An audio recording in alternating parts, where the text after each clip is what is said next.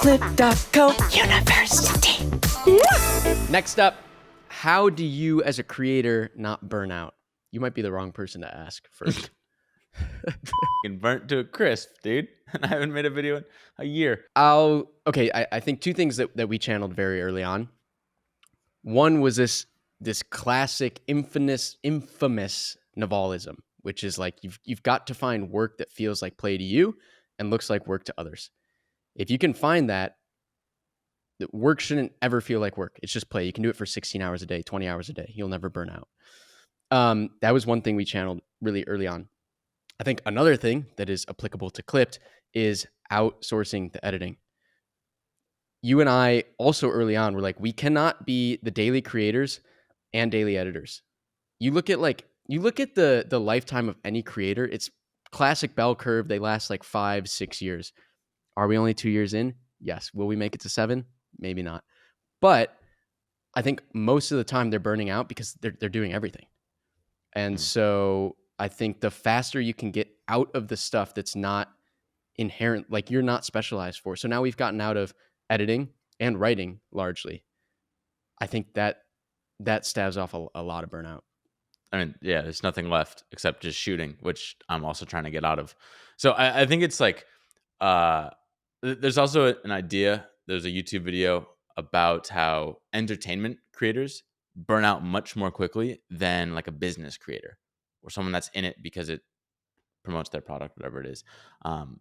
If you're out there, like, burying yourself alive, most people can't do that for years and years versus like teaching cool business concepts you can do forever. So that kind of like leads into the play thing.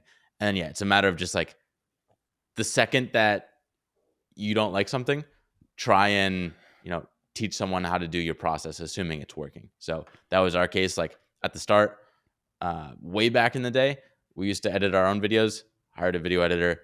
That took that off our plate. That bought us an extra couple years without anything with burnout. And we're like, okay, we're starting to burn out with like the researching and writing part. Let's find someone to step in there. And now it's pretty much just shooting. And then who knows, we're just going to like fully animate our stuff. But shooting's really the easiest part. So you can get out of it with time, but you want to crack the format first.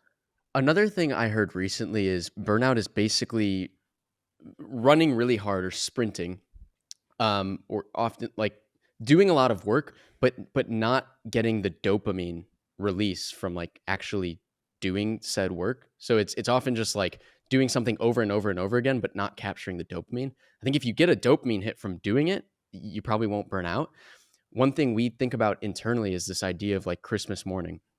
So I think when you have a really great partnership between creator and editor, there's this beautiful feedback loop that blooms when I make something, I film something, I give it to my editor. When I see his edit back, I'm like, oh my gosh, that is the most incredible thing I've ever seen. It makes me want to create more.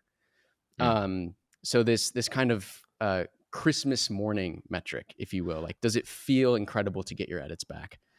I mean, yeah, it's the same with any company where you just like Apple, the greatest product they've ever made was their design team.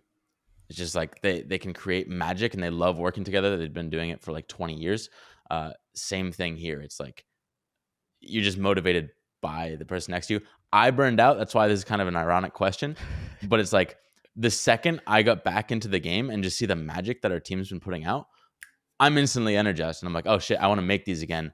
I don't know what happened, but now I'm back. And it just like, it reminded me how amazing it is with the right person.